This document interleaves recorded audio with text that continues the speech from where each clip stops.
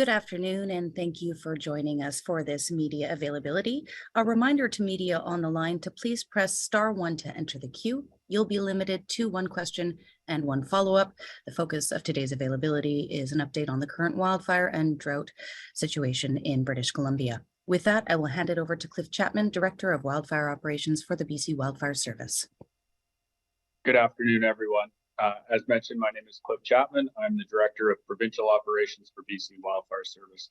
Thank you for joining us here today as we provide the July 20th fire and drought update for the province of BC. Today, what we're going to go through is I will deliver a quick summary of the fire situation, what has transpired over the last few days and what we can expect into the future. At which point I will turn it over to my colleague, David Campbell, who will look at the drought conditions and has a small presentation. And then we've also got experts from other areas, Agriculture, Ministry of Forests, River Forecast Center, and Emergency Management, our Emergency and Climate Ready BC, to take your questions at the end. So before I start, I would like to thank the province of BC. I'd like to thank all first responders for their continued dedication and passion responding to a very challenging fire season. As I've said in past availabilities, the fire season has been going now for over 2 months.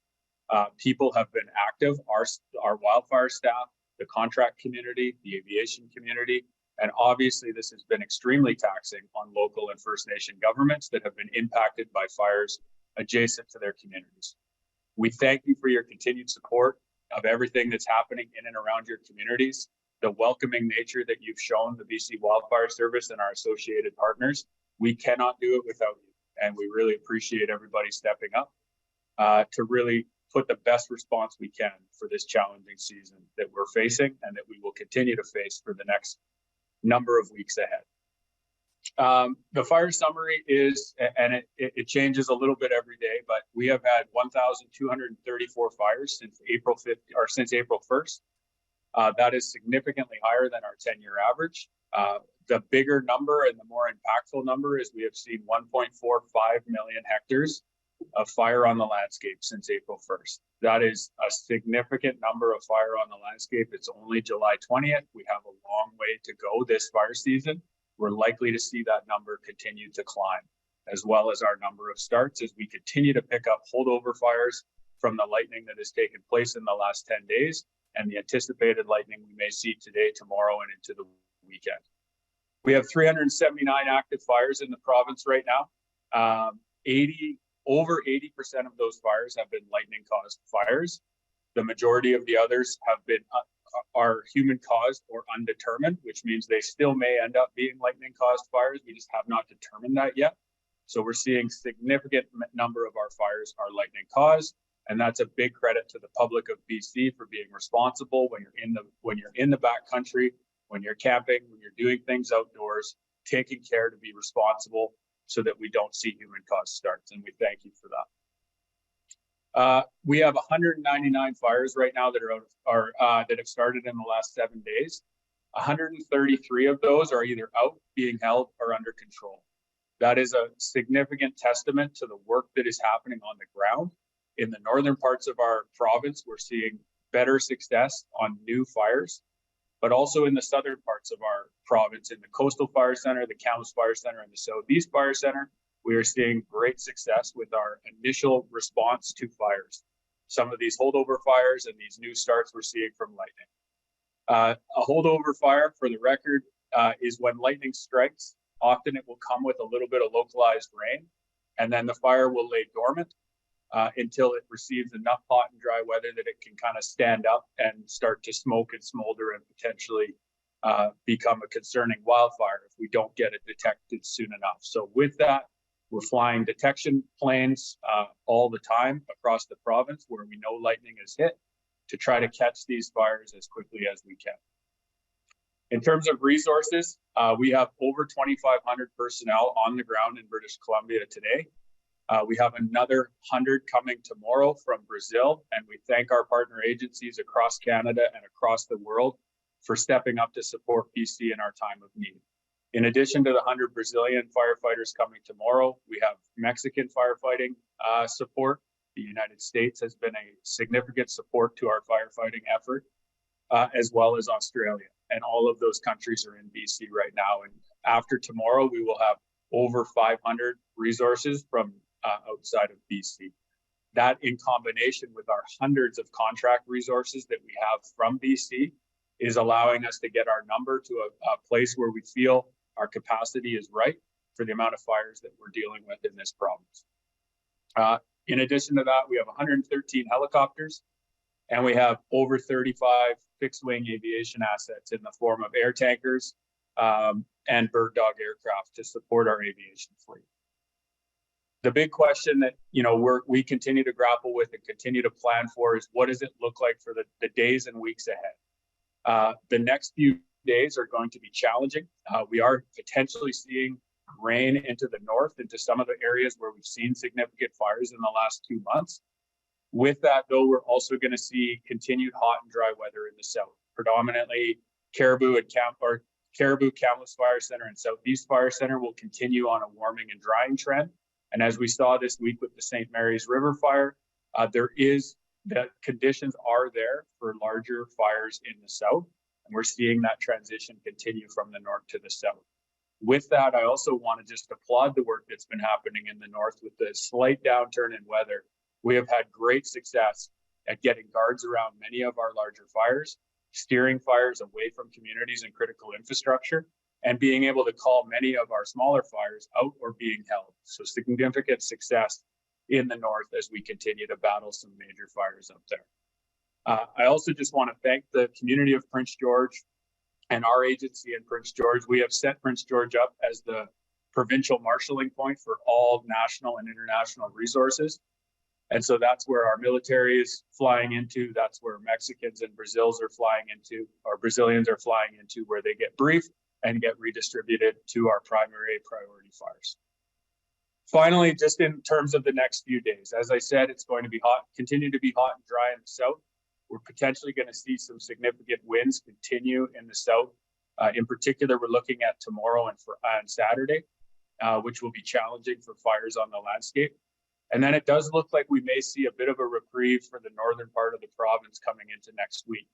We're not fully confident in this yet, but we are seeing that we may see the high pressure system that's making it as hot and dry as it is sort of push off to the east, which will be replaced by a low pressure system bringing more unstable, but also cooler temperatures and higher RHs. So that's a very quick wildfire summary for today. Happy to take your questions, but first I'm going to turn it over to Dave Campbell of the River Forecast Center.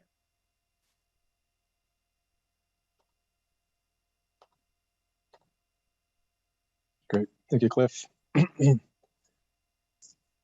Thank you. My name's Dave Campbell. I'm the head of the BC River Forecast Center. I'd like to acknowledge that I'm calling from Victoria today on the traditional territory of Lekwungen people, the Squamish and Songhees First Nations. And I'll be providing an update today on drought conditions around the province in terms of what we're seeing and outlook in the coming days. So just to start, highlighting some of the key indicators that the province looks at as part of our drought and water scarcity plan. At this time of year, we're very much looking at hydrologic drought and focusing on some of the parameters related to what stream flow conditions look like and what we've seen in terms of precipitation. Obviously, we can supplement this with longer term precipitation trends, aquifer levels, and also I'll run through some of this information that we're seeing right now that is informing our decisions around the drought levels in the province. So just looking at 30-day precipitation percentiles, these are some graphs from Agriculture and Agri-Food Canada. And we can just see the shift over the past week, particularly looking at a very dry period, province-wide and deepening precipitation deficits, but particularly in those level 4, level 5 precipitation trends, particularly through Vancouver Island, as well as areas in around Prince George in the northwest. So it continues to be a pressure. We can look at this even a longer term, and this is really the key driver of what we're seeing is this persistent dry pattern. So these are cumulative precipitation plots going back to the fall, so about 9 months of data here. And when we look at the colored bands, this is really representing the historic conditions at these stations. And this is composite information that extends back for over 100 years of climate records for areas on the west coast of Vancouver Island on the left here, and then Prince George on the right. And so the black lines are showing the amount of rainfall accumulated that we've seen over that past 9-month period. We're seeing in places like Vancouver Island, this is record dry spell and record in terms of that rainfall, and certainly into the lower end of things in terms of that Prince George area. The other piece of information we can take from this is really trying to get a handle on how much water we have as a deficit that we haven't seen over that long-term period.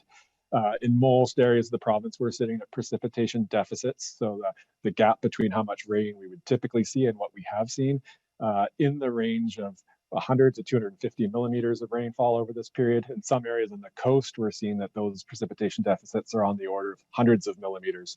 So as we go into the next couple of months here, those are the type of deficits we might see over a 2 or 3 month period. So when we look at gaps and trying to make up the gap in the dry patterns that we have, we really are looking at the requirement for months of above normal rainfall to get us back to a reset. So it's a significant dry spell. If we look at the river side of things, not a lot of movement in terms of changes in flow percentiles over the last week.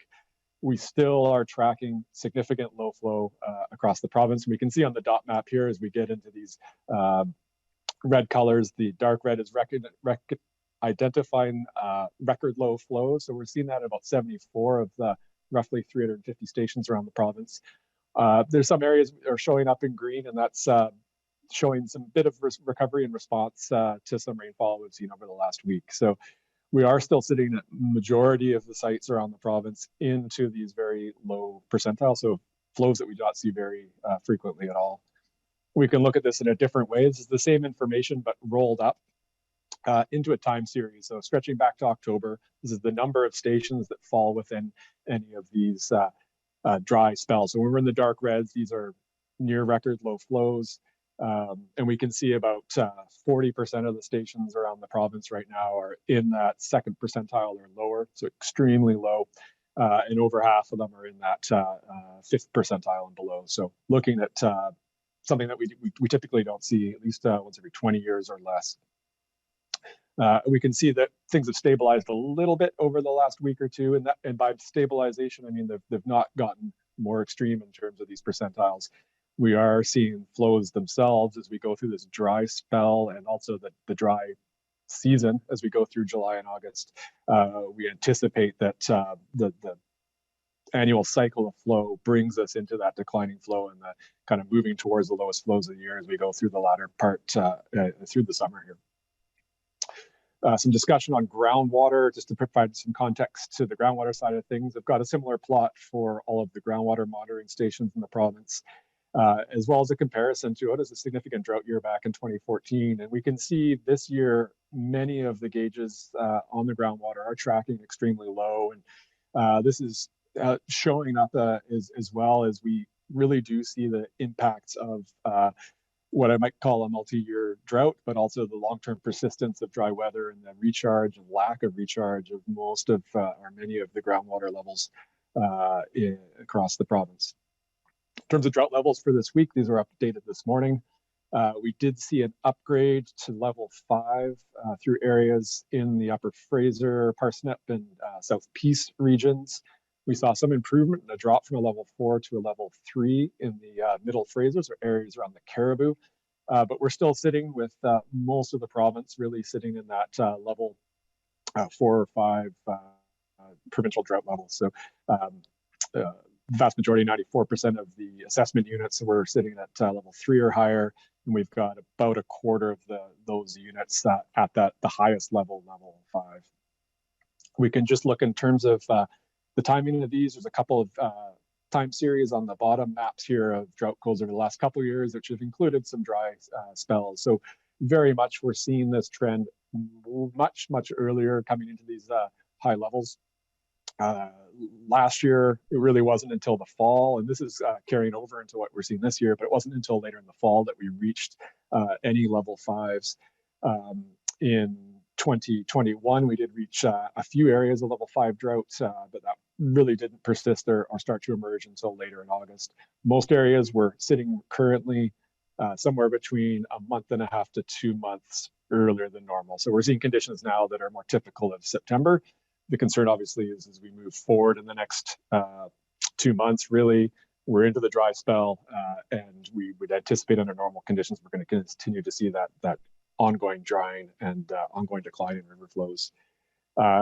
Just Cliff has mentioned in terms of some of the short-term weather outlooks, obviously a little bit of weather coming in over the short term and the potential for some rainfall up in the north. I think the concern continues to be in the south with not a lot of reprieve showing up. If we look at the medium range forecast from Environment Canada, they've got a bit of a hint of the potential for some weather change here. So this pattern of troughiness and potential for rainfall in the north may persist a little bit longer than next week, but that's a little bit hopeful and a little bit long range at this point. When we look at the longer range seasonal forecast, they continue to push the higher likelihood of increased warm weather through the remainder of the summer. So I think really the key concern is being in the dry period. We are very much anticipating to see the ongoing decline in flows, particularly as we go through the next month or two here. And again, circling back to the original comment of we've got significant rainfall deficits to make up in order to really reset where we're at. And at this point, really not likely to see that turnaround until we come into the fall period. So I'll wrap up there. And with that, I'll pass it back to Cliff Chapman. Thanks. Thank you very much, David. So with that, we will turn it over for questions. I will redirect the questions into the many people that we have on the call. As a reminder, we have Mark Raymond from the Ministry of Agriculture, Connie Chapman from the Ministry of Forest, Peter Brach from Emergency Management and Climate Ready BC, Dave Campbell from the River Forecast Center, and myself from BC Wildfire Service. Thank you very much. A reminder to media on the line, please press *1 to enter the queue for the opportunity to ask a question and a follow-up. Noting, of course, that many of these folks are operationally focused at this time. We're going to try to get to as many questions as possible. Our first question comes from Shannon Patterson, CTV News. I'm really just hoping to get a little bit of what Dave said on full Zoom screen so I can use it for television because he was using his slides and that doesn't work for us on TV. Dave, can you talk a little bit about sort of where we are historically in terms of drought and water levels and the danger that obviously brings, and where we're looking in the next few weeks? And could it cause further water restrictions for people in hardest hit areas? Thank you for that question, Dave. I'll throw it right over to you. Yeah, so certainly when we look at a number of those metrics that I was showing, both long range precipitation, we're seeing that, in some areas it's unprecedented, the sort of long range precipitation deficits that we were seeing. And then we're also seeing on the stream flow side of things that, somewhere on the order of a third of the stations across the province, or sorry, a little bit less than that, are at record low flow. So that's indicating that this isn't unprecedented. We haven't seen this kind of condition before in most of the province. So very much early and not something that we really can go back and look at similar analog years to capture. In terms of the restriction side of things, I'll maybe pass it on to Connie Chapman for sort of commentary on that. Thanks, Dave. In regards to restrictions, the province is actively working with licensees to seek that voluntary reduction. And if voluntary reduction does not help support an increase in flows, we will look at implementing temporary protection orders to support that need for the aquatic ecosystem and the survival of specific fisheries populations. If people are within local governments, then the watering restrictions and so forth are set as per local government's water supply needs. I'll pass it back to Cliff. Okay, do you have a follow-up, Shannon? Cliff, can you talk a little bit about the fire near Cranbrook? We've seen some loss of structure on a First Nations reserve this week. Talk about the status of that fire and any other fires that are threatening structures right now or at risk to do that in the next week or so. Yeah, thank you for the question. So the St. Mary's River fire near Cranbrook. Obviously, very challenging fire. Started 2 days ago, I believe. Significant wind in that valley drove that fire from really out of kind of initial response into being a significant response. Unfortunately, and you know, I think our heart goes out to the community of the First Nation community where lots of the structures were lost. We don't have a number on the structures. Peter may be able to talk a little bit about some of the impact that communities are seeing, obviously in the Cranbrook area, but also in some of our fires in the north. While the weather has turned in the north and we have started to reduce alerts and orders, there is still significant fire on the landscape, and there still are fires in the north that have the potential to impact communities. So, and in terms of your question over the next week, I think that's a big part of why we're really turning our minds to preparedness. Where do we need our resources that aren't already engaged on fire? How do we assign the resources that are coming in from outside of the province and inside of our province to be ready for potential fires across the province as this weather shifts to push more hazard to the south while we continue to fight significant fires in the north? Peter, do you have a couple comments that you'd like to throw on around structure loss and orders and alerts? Yeah, thank you, Cliff. Peter Brach, Executive Director for Provincial and Regional Operations for EMCR. So we do know and we are aware of structure loss for that particular fire.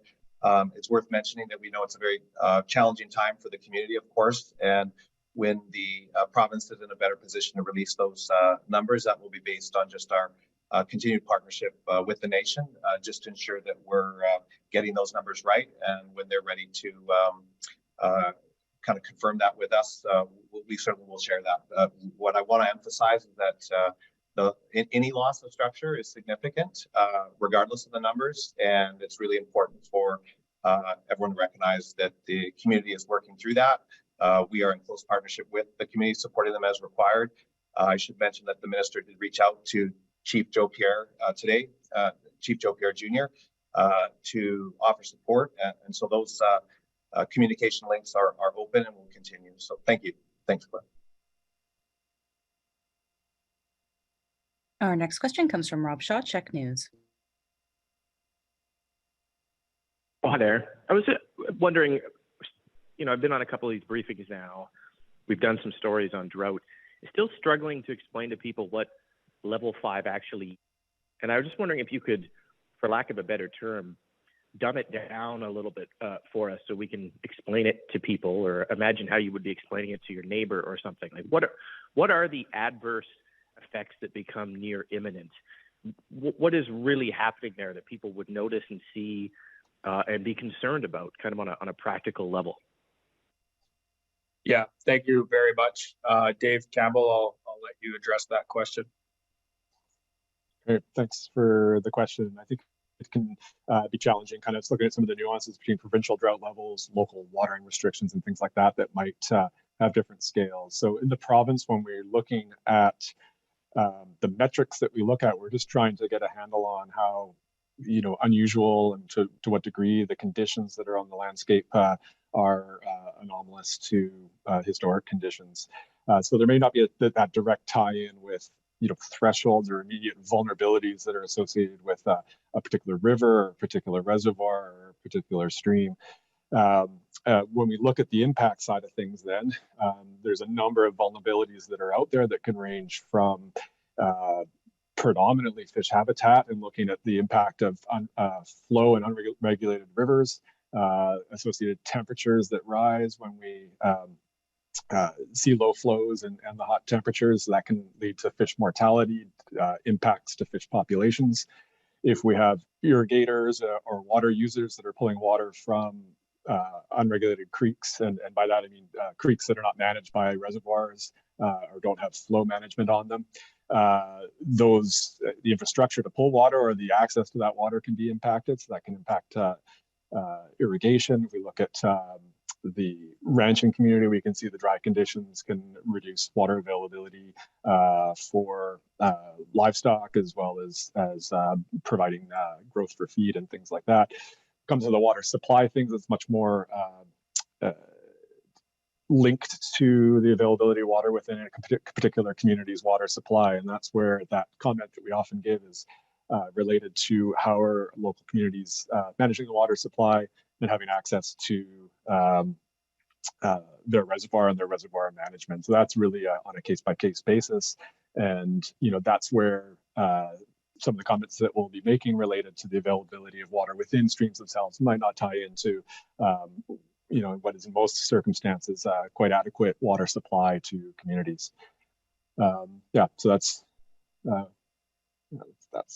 I'll pass it back to Cliff from that. Thanks, Dave. And I'm just going to ask Minister of Agriculture and Mark Raymond just to talk specifically about maybe the impacts on producers and agriculture in BC. Most definitely. Mark Raymond, Ministry of Agriculture, Executive Director of Strengths and Support Services. We are seeing some fairly significant impacts from the recent drought to our agriculture sector, primarily in areas where there is irrigation not available. So our unirrigated dryland farming, which we see more so in the central northern parts of the province, primarily on hay production, is really being impacted the greatest right now. We're seeing areas where hay production is in the range of about 50% of what it typically would be. So that's, from an agricultural perspective, it is that unirrigated land that we are seeing those greatest impacts. That being said, we are working with our agricultural producers to find efficiencies in their irrigation systems, making sure that they are not overwatering on the crops that they do have access to irrigation water. So right now, it's the unirrigated crops that we are seeing the greatest impacts. Rob, do you have a follow-up? Sure. Okay. Thank you for that. That was helpful. Just on the island, we were at level 5 last week, I believe, one of the first 4. And it seems like every year we do tend to be a little bit higher on the drought level and sometimes hit level 5. Is there something particular about the island and the water pack and the water flow? And I do remember you guys talking about it in one of the first briefings, the way that maybe snow melts or the rivers fill, that type of thing that puts us at a higher drought level than the rest of the province, just sort of generally and historically? Yeah, thanks for the question. Dave, sounds like another one for you. Yes, there's a number of factors that come into that. And I think one of those really much does relate to the climate on the island. And we think about the island as being a very wet place. Obviously, the annual precipitation is huge, but that rainfall is not distributed across the year. So we do see that during the dry season, particularly as we go through the summer, that those rivers really do rely on rainfall to keep the flow up. There's not a lot of snow contribution in most of the areas of the Vancouver Island. As well as other, you think about the Gulf Islands as well, and areas around the Sunshine Coast where low levels, don't see a lot of snow. So there's not that feeding in the water as we go through the summer. And so we can see the thresholds on the rivers hit those critical levels, particularly for aquatic habitat, as we go through the summer period. And so it does create sort of an increased vulnerability in terms of those low flows throughout the southwest corner of the province. Next question comes from Wolf Deppner, Blackgrass. A question regarding the rainfall in the north. How much of a difference will it make in the short term? Yeah, thanks for the question. I'll speak from a fire perspective, and Dave, I'll throw to you after from a drought perspective. So it really depends on the amount. But I think, as Dave said in his presentation, we're in a deficit of rainfall across the province. And so what we're seeing is our fuel conditions are as dry as we've ever seen.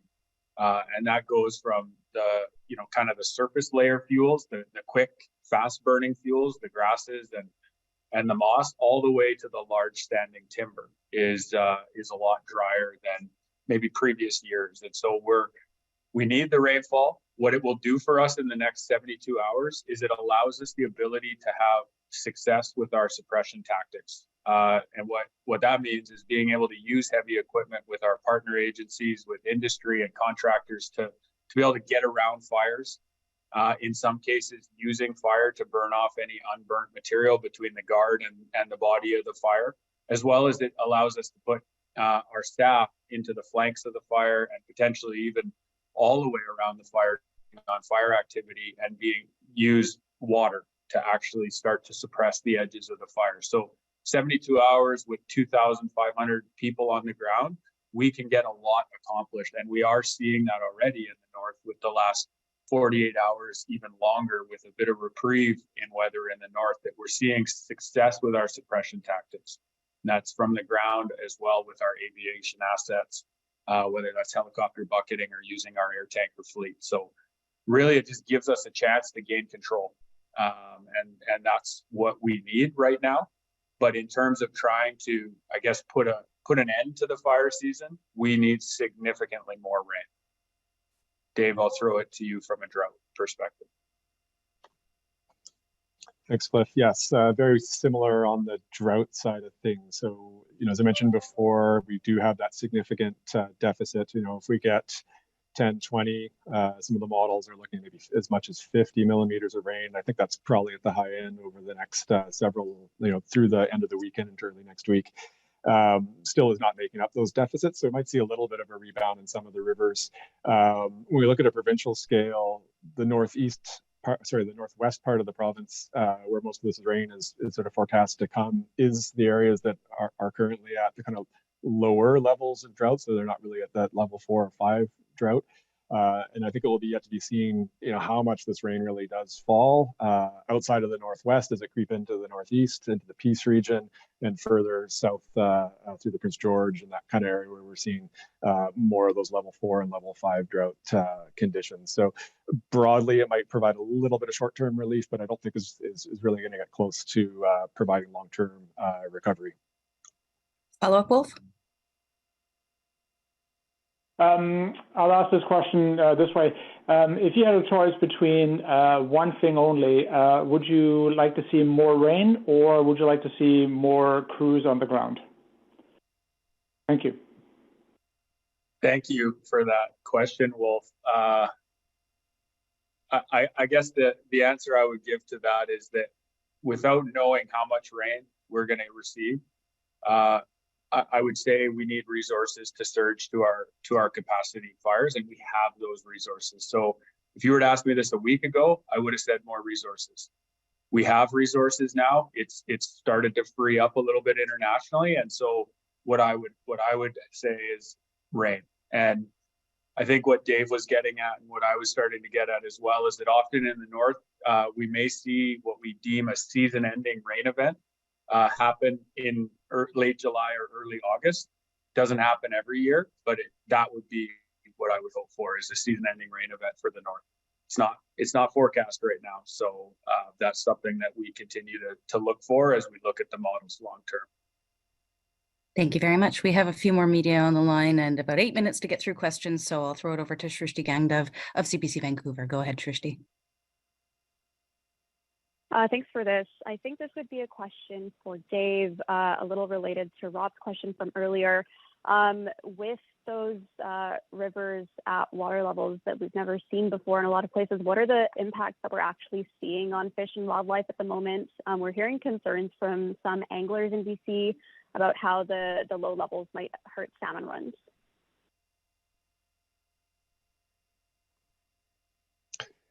Yeah, I think that highlights the concern when we bring ourselves into the level 4 and level 5 drought. We're anticipating that we're coming into the conditions that we'd expect to see the potential for impacts in terms of things like aquatic habitat. So that as we get into these very low flows is the type of impacts that we'd expect to see in the landscape. Obviously, there's staff that are assessing this in terms of the regions. There's particular rivers that are more vulnerable, that are part of sort of sensitive stream systems that are monitored for this.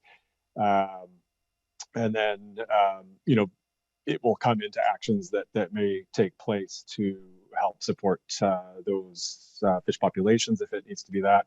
And that sort of comes into the discussion around whether regulation needs to come in terms of fishing regulations or water suspension within those areas. So that's part of the ongoing assessment that's done at a regional level within the very specific streams that might be coming into those thresholds of concern. Do you have a follow-up, Srishti?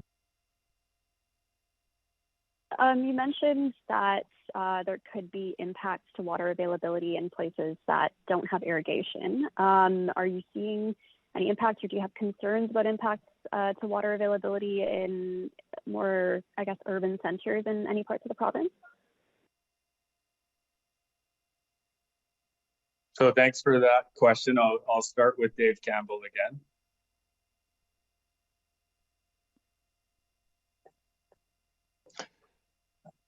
So when it comes to water supply side of things, really that's managed at the local level. So when we look at most systems, we've got local governments that are managing water supply in terms of reservoirs, and it's well managed. In terms of areas that may be pulling directly out from streams and things like that, it's still done under water license to the province. And those are the areas where we have that regional connection in to understand and communicate out to water users of what the concerns are in terms of the conditions, and then working with them in terms of needs in terms of the water supply. So at this point, we're not seeing any kind of immediate concerns to water supply, but that's part of the ongoing discussions that happen between the province and in through to local water providers and to local governments. Okay, for our next question, we go to Lisa Eustace, City News 1130. Hi there. I think this question is for Cliff. One of our reporters is working on a story about firefighters and how they're doing. And I'm wondering if you can talk, there was a death of another firefighter in Canada and a young woman recently here in BC, for which there will be a funeral this weekend. But I'm wondering if you can talk about how the province is supporting firefighters' well-being and how people are doing in this very challenging time. Yeah, I really appreciate that question. I spoke about Devon Gale on Tuesday's availability, and I'll be honest, it is impacting our entire organization. This loss is felt across BC. It's felt across BC Wildfire Service, and it's felt across the globe within the wildland and first responder community. Firefighting is dangerous work. You spend countless hours and days in very difficult, extreme conditions, trying to protect, the people and the infrastructure of your province. And it was devastating for us last Thursday with the loss of Devon Gale. We're still reeling and still attempting to support one another and support the entire organization. Obviously putting a lot of work into supporting the Southeast Fire Center, where Devon is from, and supporting her family as they deal with really an unfathomable loss that none of us want to deal with. And so it's being felt everywhere. It's something that we know that we have fires across the province that we need to continue to work on, and our staff are continuing to show up. They're continuing to do what the province expects and needs them to do to try to keep communities safe. But it is very challenging. I will say the service is this Saturday for Devon, and I ask all British Columbians to please keep her in your heart as we experience the next number of weeks of fire season. And as we all know, it's been very challenging, but not nearly as challenging as this is for the Gale family. So yeah, maybe I'll stop there. Lisa, do you have a follow-up? Thank you very much for that, Cliff. I know, we saw a couple of days ago, you could see how much this is still affecting you and obviously everyone. The other question I have is if you could talk about noticing that the number of regions like last week it was 4 regions at level 5, this week it's 8 regions at level 5. And I'm just wondering if you can talk about, is that increase alarming, or is it only alarming because it's happening this early in the season? I'm just wondering if you can give some relativity to that. Yeah, thanks. And just to clarify, we're talking the drought levels? I'm going to assume yes. Fire, I meant drought. Okay. So I'll quickly touch on fire. So yes, we are seeing, I don't know that we're seeing more regions in high to extreme hazard. And I think your question was more about drought, but it's a good question for fire as well. We're seeing more of our southern regions increase to high and extreme hazard on the landscape. At the same time, we are starting to see a bit of a shift in the north, specifically the northwest. And as Dave mentioned, maybe seeing that transition kind of through the central north and into the northeast. So I don't know that we're having more areas in BC that have extreme fire danger rating, but we are certainly seeing it shift further south. And Dave, I'll throw it to you for the drought levels. Yeah, thanks. So I think when we look at the drought scales, the drought levels around the province, it's, we have that ramp up from level 0 up to level 5. And as we start to move into each of those categories, it's done so with the anticipation that we could be seeing more impacts on the landscape. And so as we start to move from level 4 and having more level 5 drought levels across the region is obviously concerning for those regions, and the anticipation of increased likelihood of impact. So as we go through the summer, there's a couple things that are at play. We've got that annual sort of decline in flows as we go through the July, August, and into September period for most of the rivers in the interior. So we know we're on that downward trend. And as we start to kind of continue to go through the summer, we also see that